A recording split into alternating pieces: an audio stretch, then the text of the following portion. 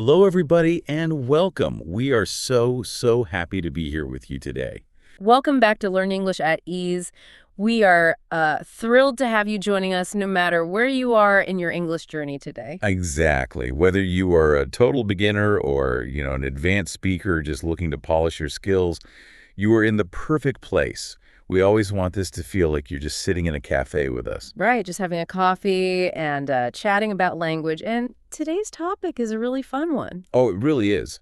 But real quick, before we dive into the details, we have a tiny favor to ask you all. Yep, a very small favor. If you want to support us and keep improving your English every single week, please hit that subscribe button right now. Seriously, it really helps our channel grow, and it makes sure you never miss a lesson. It really does. Takes 2 seconds, totally free, and we appreciate it so much. Tell the listeners what we're tackling today. Okay, so picture this.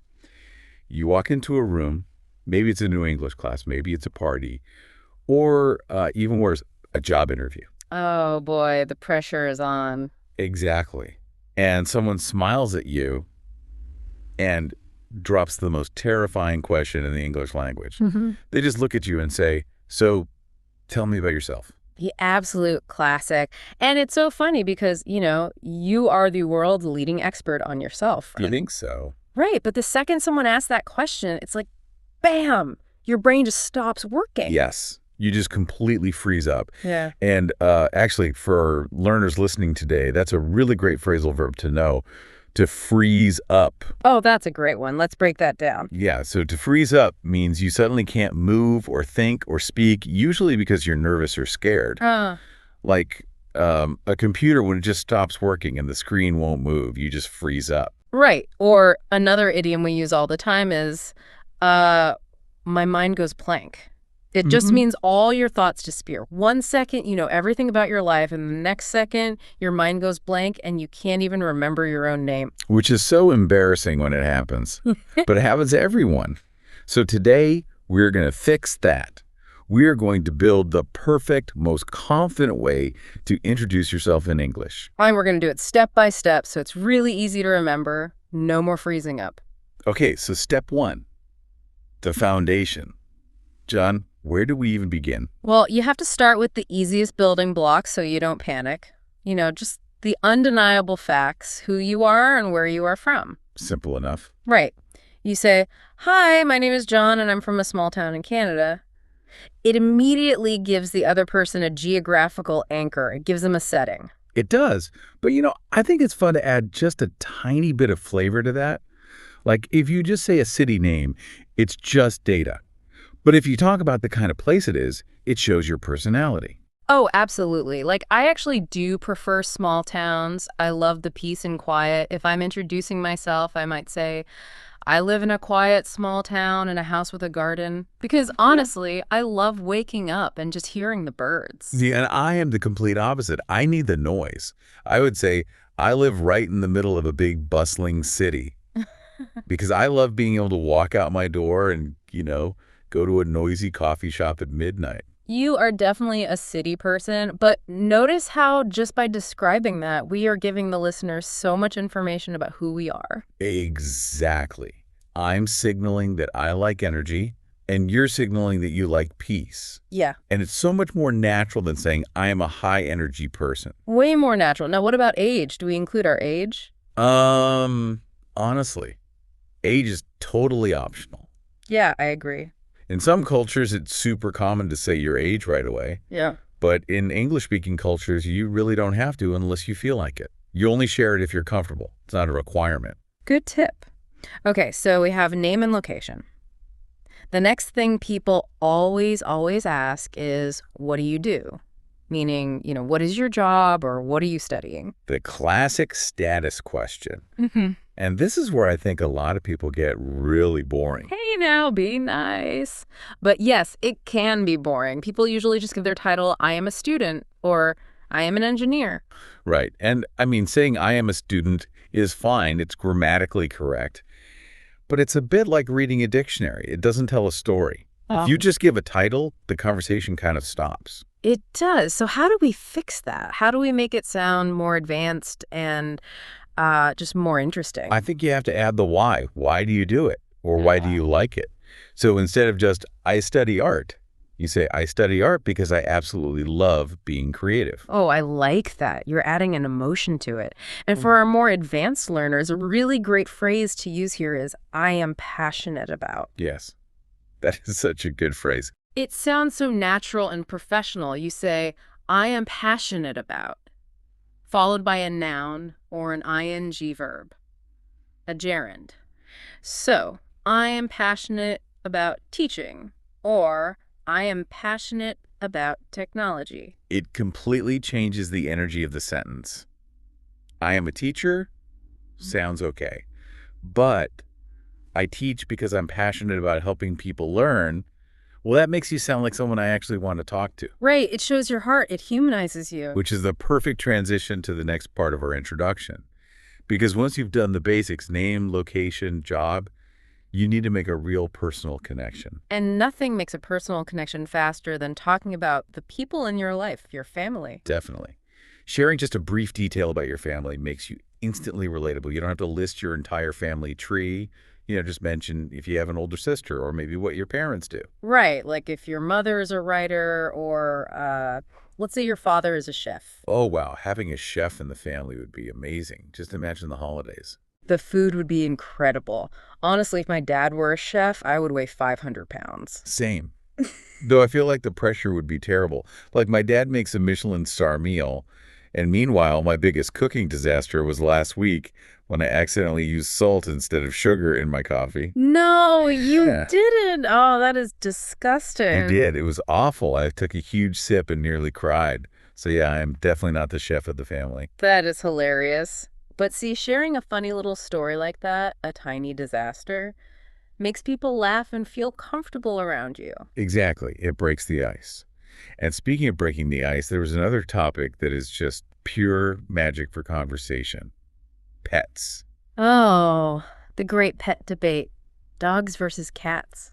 This is a very serious divide, Linda. It really is. Sure. People are so passionate about this. Well, I will proudly say on record right now, I am 100% a dog person. I knew you were going to say that. It's just the truth. Dogs are so loyal. They are incredibly friendly. When you come home, they act like you've been gone for 10 years, even if it was just 5 minutes. I just love that energy. See, and I completely disagree. I am a hardcore cat person. Really?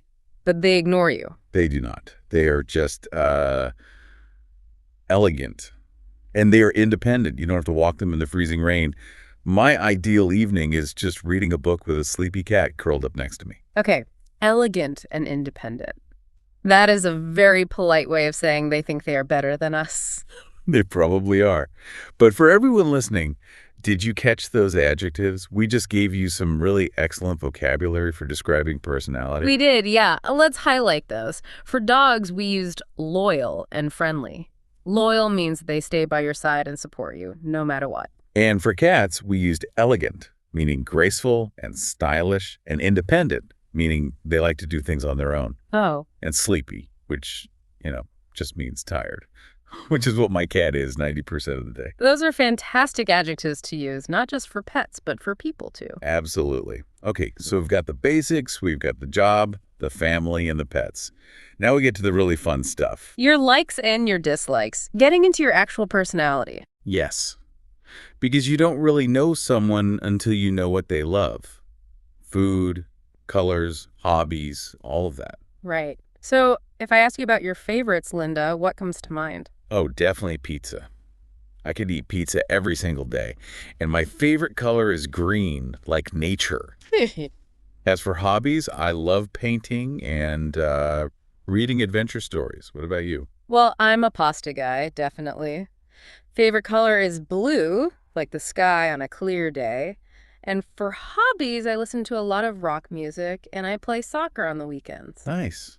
See, those are great, safe topics. But I actually read something fascinating recently. Talking about what you don't like can actually be an even better conversation starter than talking about what you love. Wait, really? Because usually people say you should stay positive when you meet someone new. You don't want to sound like a complainer. Right. You definitely don't want to be toxic or rude. You shouldn't complain about heavy, serious things. But sharing a funny, lighthearted dislike shows vulnerability. It makes you human. Ah, I see. It's like you're letting your guard down a little bit. Exactly. Yeah. So, John, give me a lighthearted dislike. What is something you just absolutely hate? Oh, that's easy. Olives. I cannot stand olives. The texture, the taste, it just ruins a whole pizza for me. Well, olives are amazing. They are so salty and delicious. No, they are terrible. They taste like salty rubber. And another thing I dislike, waking up early. If my alarm goes off before 7 a.m., I am useless. I am just not a morning person. Oh, that is a great English idiom. I am not a morning person. Yeah, we use that a lot. It basically just means I don't have any energy in the morning, and I probably shouldn't talk to anyone until I've had at least one cup of coffee. Which is very relatable. People will laugh and say, oh, me neither. It creates an instant connection. Exactly. Okay, so what about you, Linda? What do you dislike? Let's hear it. Well, for one, I really hate waiting in long lines. It just drives me crazy. And food-wise, I cannot stand super spicy food. Just makes me cry. It's really not my cup of tea. Not my cup of tea. Another amazing idiom for the audience. Yes. If something is not your cup of tea, it just means it's not the type of thing you like. It's a very polite way to say you don't enjoy something. Like, horror movies are not my cup of tea, or running marathons is not my cup of tea. It's so much softer than saying, I hate it. Exactly. It's Hey. perfect for small talk. But, we've listed so many things now. We have origins, jobs, family, pets, hobbies, and dislikes. We do. And this brings up a massive risk, a huge danger zone. Yes, it does. If you try to include all of this when someone says, tell me about yourself, you are going to talk for 20 minutes straight. You really will. The other person's eyes will just glaze over. You'll bore them to death. Right. It's way too much information. You don't want to give them your entire life story all at once. So how do we stop ourselves from talking too much? Well, I love to think about it like a movie trailer. Ooh, a movie trailer. I like that analogy. Break that down for us. So when a new movie's coming out, they don't show you the entire 2-hour film in the commercial, right? They just give you a 2-minute trailer. They show you a little bit of the action, maybe one funny joke, a tiny bit of the romance, and then it ends. Right, they just give you the highlights. Just enough to make you want to buy a ticket and see the whole thing. Exactly. Your introduction should be your movie trailer. You are just giving them the highlights to make them interested. You don't need to say everything at once. You want to leave room for them to ask questions. That is such a smart way to look at it. You drop a couple of interesting facts, and then you stop. And I guess the trailer you show depends on where you are, right? Like you have to read the room. Absolutely. The context is everything. So let's look at 2 different scenarios. Okay, hit me. Scenario 1. You are in a brand new English class, and the teacher asks you to introduce yourself to the room. What is your movie trailer? Okay, well, in a class, I'd keep it focused. I'd probably say my name, my country, and then maybe why I'm learning English. So, hi, I'm John from Brazil, and I'm learning English because I want to study abroad next year. Perfect. It fits the environment. It's relevant. Yeah. Now, scenario 2. You are at a casual weekend party with friends of friends. You have a drink in your hand. What's the trailer? Totally different vibe. I wouldn't talk about studying abroad. I'd probably say, hey, I'm John. I just moved here. I work in IT, but mostly I spend my weekends trying to find people to play soccer with. Yes. You gave your name, a tiny job detail, and then immediately offered a fun hobby soccer. So they have something to grab onto. Right. I'm giving them a reason to say, oh, you play soccer. I know a team you can join. It starts a friendship. It's all about tailoring your answer to the situation. And honestly, John, I think this leads to the ultimate reframe, the biggest mindset shift our listeners need today. The reason this question is so scary, the reason we freeze up, is because we treat, tell me about yourself, like it's an interrogation, like the police are shining a bright light in our face, waiting for us to make a mistake. Yes, we feel like we're being tested on our worth, like we have to prove how impressive we are. But it's not a test, it's not an interrogation, it is an invitation. An invitation. I really love that word for this. When someone asks you about yourself, they're just extending an invitation to connect. They're looking for something in common. If you mention a sleepy cat, They want the chance to say, me too, I love cats. Right. Or if you say you hate early mornings, they want the relief of saying, oh, thank goodness, me too. They just want to relate to you. So a simple smile is honestly your best tool. You don't have to be perfect. You don't have to use massive, complicated dictionary words. You just have to be friendly and share a tiny piece of your movie trailer. That takes all the pressure off. Keep it simple, keep it friendly, and just be yourself. It's exactly. Well, look at that, John. We've covered the basics, the passions, the pets, the funny dislikes, and the movie trailer strategy. And we didn't freeze up once. Honestly, the time just flew by today. This was such a fun conversation. It really was. And we hope all of you listening feel way more confident the next time someone asks you to introduce yourself. It doesn't have to be scary at all. It really doesn't. But, confidence takes practice, so we actually have a little homework assignment for everyone listening right now. Ooh, yes. Homework time. Don't worry. It's very easy. Go down to the comment section below this episode and practice. We want you to write 1 or 2 sentences introducing yourself using the tools we talked about today. Give us your name, your country, and maybe your favorite food, or a hobby, or even a funny dislike. Yes, please do. Give us your movie trailer. We read all the comments, and we are so incredibly excited to learn a little bit about you. We really are. It's the best part of doing this show. So true. Well, that is all the time we have for today. Remember to tune in to the next episode of Learn English at Ease to keep growing your skills. Keep practicing, don't be afraid to make mistakes, and we will catch you guys in the next one. Have a fantastic week. Bye, everyone. See you next time.